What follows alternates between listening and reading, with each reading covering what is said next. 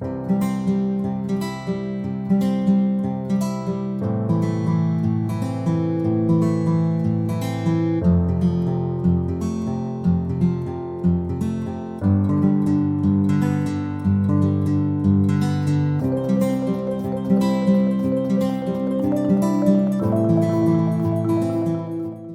soul is welcome here. Today I begin with the words of Lady Julian of Norwich, an English mystic from the 1300s. Love is the meaning. Know it well. Love is its meaning. Who reveals it to you? Love. What does love reveal? Love. Why? For love. Remain in this and you will know more of the same. Love is the meaning. These are the words that Richard Rohr begins this section of his book. Love is the meaning. And I guess we could call it a day with that. But if we really got that, in a way that oozed from us in every thought we hold, word we say, every action that we take, gosh, our world would be different. And we might sit with these words, these ancient words, for a very long time to take them in deeply. And we might do that one day. But today we're going to continue with Father Richard Rohr, the Universal Christ. And he uses those words to open his chapter. And so you might guess that today the topic is Love. Yes, yes indeed.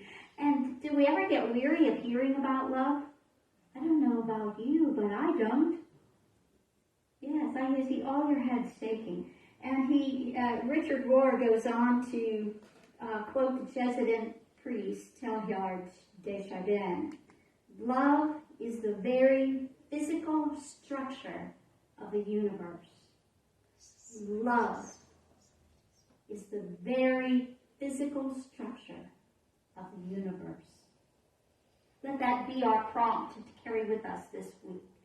Love is the physical structure of the universe. Now, you might find that for a religious scholar to say those words would be expected, right? Love is the basis of everything. But he was not just a religious scholar and priest. He was trained as a paleontologist and a geologist. So he had some science in his mind, in his education as well. So they add a deeper, richer dimension to the spiritual meaning of these words. Love is the very physical structure of the universe. And I'm going to read these words because I think it's really important to get them just right. For Teilhard, gravity, atomic bonding, orbits, cycles, photosynthesis, ecosystems, force fields, electromagnetic fields, sexuality, human friendships, animal instincts, and evolution all reveal an energy that is attracting all things and all beings to one another. In a movement towards even greater complexity and diversity, and yet ironically, also toward the unification at even deeper levels. This energy is quite simply love, under many names and forms. I don't know what it felt like to hear those words, but when I read those words, it took my breath away. That this idea of love, the unification and the drawing towards each other. When we look in the news and hear sound bites, we might think that we'll be drawn apart, that we're pushed apart in different ways. But the fact is, when we allow, there's that power and presence of love that is calling us, drawing us together, towards each other, not away from each other, towards each other for unification. Now, our very own unity teachings echo this very thought when Unity co-founder Charles Fillmore says in the Revealing Word, love is the pure essence of being. Pure essence of being.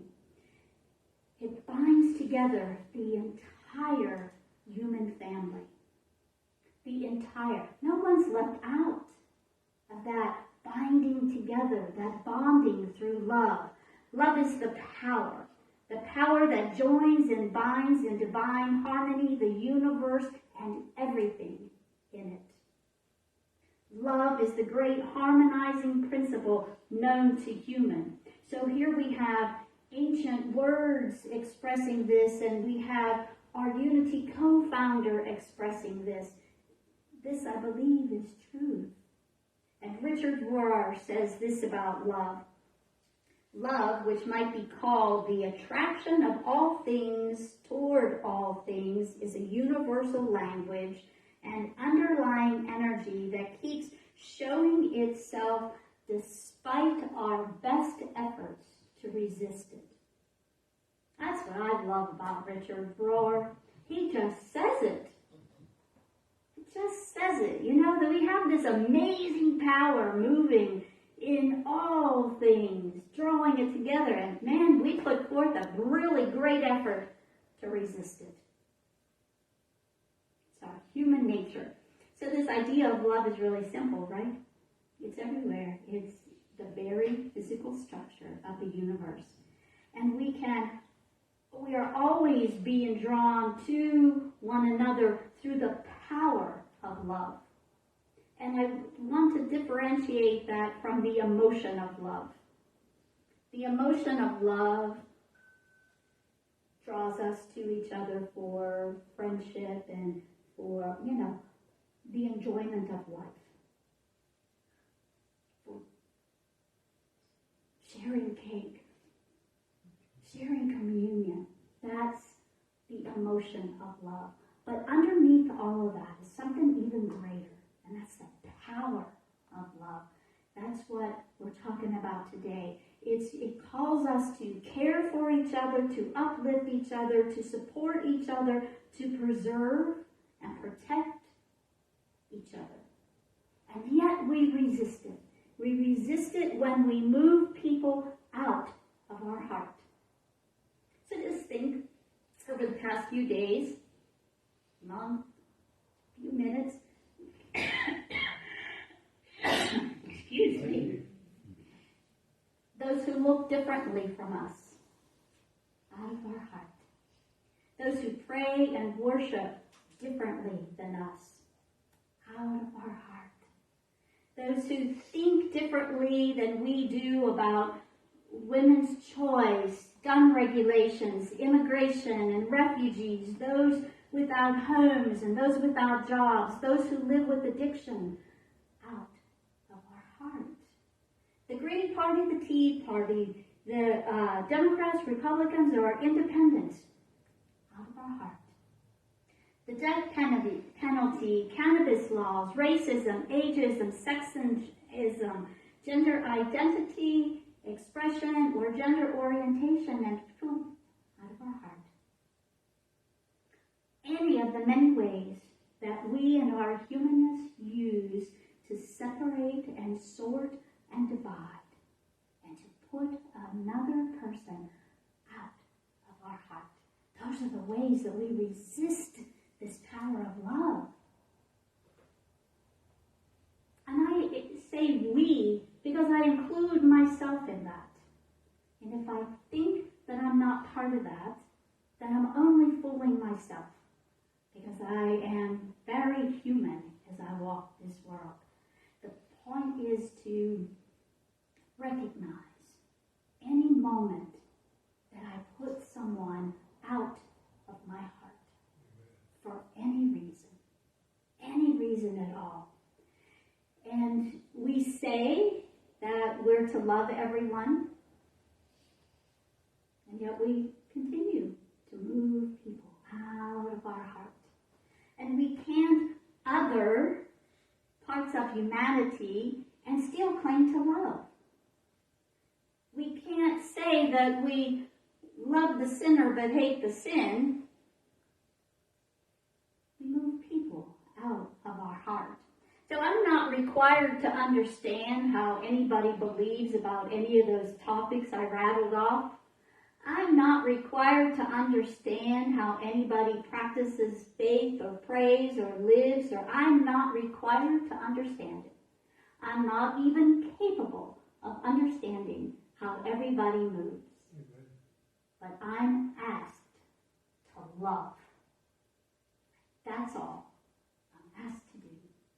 To love everyone. You know, that one. That one too. Oh yeah, and that one also. I'm told to love all things, to love without critique, to love without judgment, so that I'm not judged also. And when we move beyond those human markers and look into the face of others and see a soul that is beloved of our God, when we look into the mirror and see reflected back to us the soul of one who is beloved of God, then we know the power of love. Then we can feel that power of love, real love. Not love that's based on any physical identity, any structure of humanity, love for the soul of another. Pure, real love. Richard Rohr says that we are to move beyond our small-minded uniformity. We have to extend ourselves outward.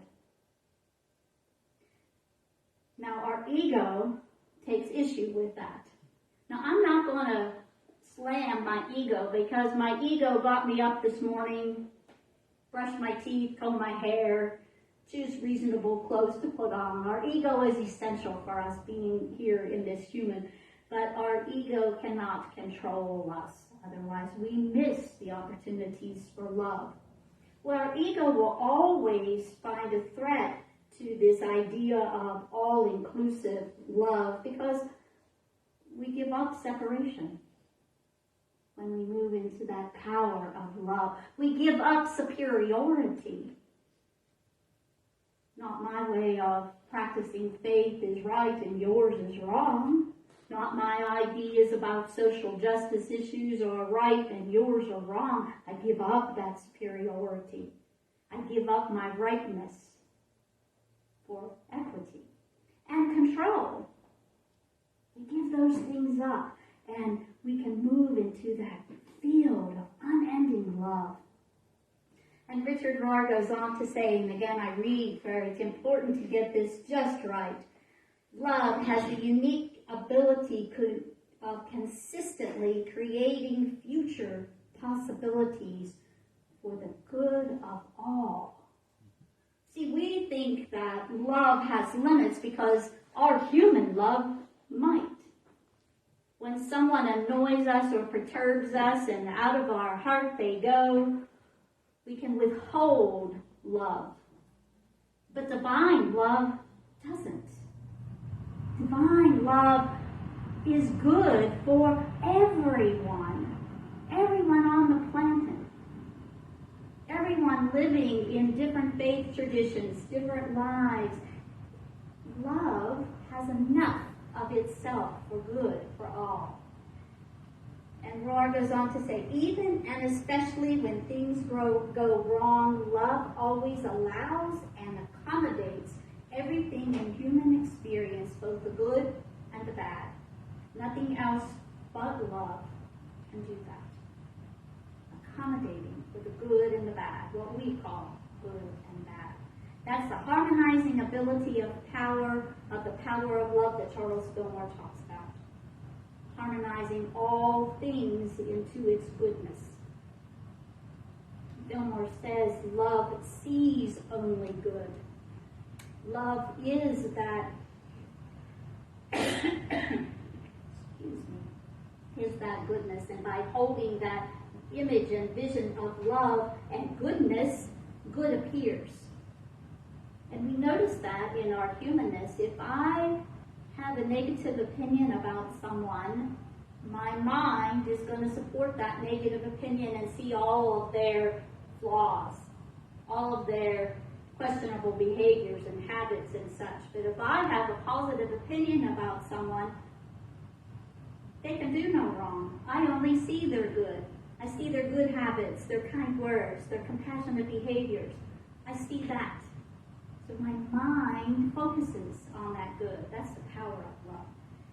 Think of a moment in life when everything was going beautifully for you. When everything was humming along and going the way you expected it to go. You were pleased with what was going on. You felt like you were in the flow of life. That's exactly what you were in. You were in the flow of love. You were in the flow of life. Now, we might step out of that flow, and we immediately notice what happens.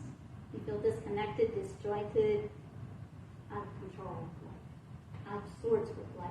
And we can be reminded and guide ourselves back into that flow of love.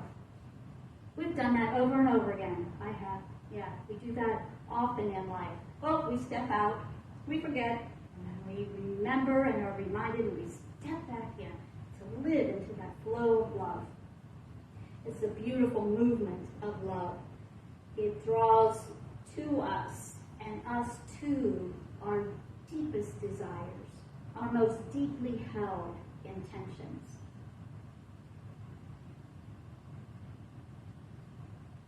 Richard Rohr shares a story of a beautiful soul.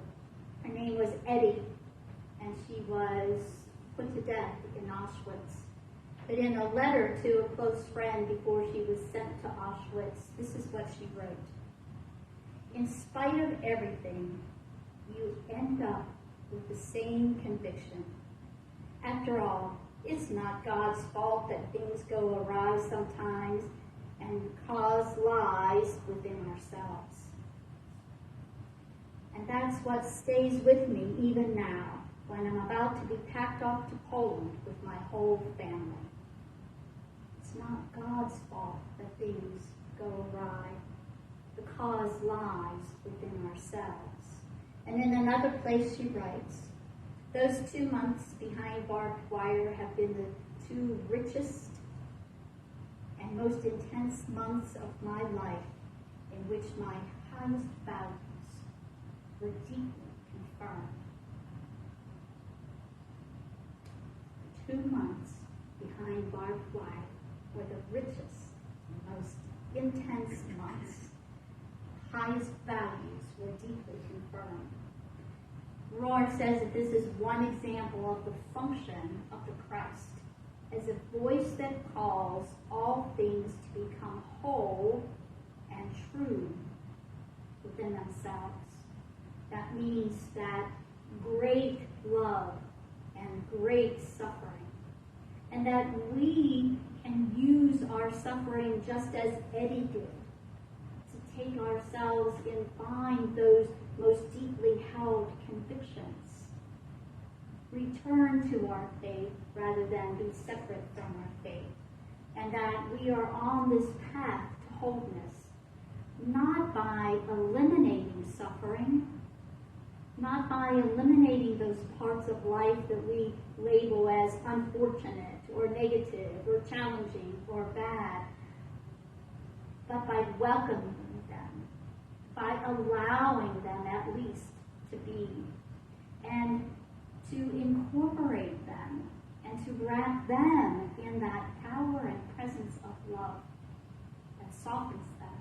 And in them we can then see the gift, perhaps like Ed did, and to follow our own path to wholeness, In order to do that, Eddie trusted. She trusted her faith for God, and she listened. She listened to the voice of God, her deepest self, and confirmed her most dearly held beliefs. She became acutely aware of the intuitive presence that was deeply embedded inside her, and it's in all of us. That deeply embedded, that inner voice, what we often call that still small voice, that speaks to us so profoundly, that still small voice that never, ever leads us astray. Sometimes we call that our intuitive nature, and we may think of it as a little woo-woo when we hear people say, oh, I was following that inner self, that I heard that voice. Sometimes it sounds like a spoken word. Sometimes it comes as a physical nudge to go in a certain direction. But it's that which guided you along your career path, the choices that you made in life. It led you to your partner, your life partner, and it directs you away from this and towards that. It sounds vague, but it's profound and real, and we all have it. Whatever we call it, it moves in us. It's that inner voice that reminds us to be loving when we might feel cranky, compassionate and kind and forgiving, even when we might feel hurt. Rohr calls this the inner whole-making instinct. It's that what draws everything into the wholeness of ourselves. The Buddhists call it our true self. In unity, we would call it the Christ within us, or the divine. That consciousness and awareness that inspires us forward, always onward, always living the truth of who we are. And to know who and what you are. It's the highest and best of us. It's the goodness of us.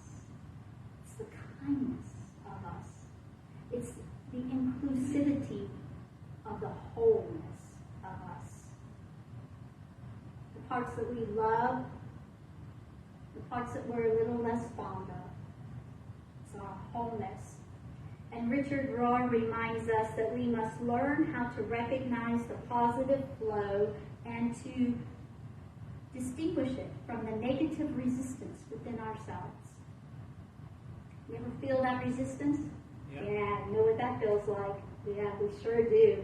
And it's without accusing, it's without shaming, it's without guilting or without blaming. It's allowing who we are, the good of who we are, the Christ of who we are, to emerge and to express all of our human idiosyncrasies, personality traits, all of it. To welcome that into that presence of love, the wholeness of the Christ as us. And we always remember to let all we do be done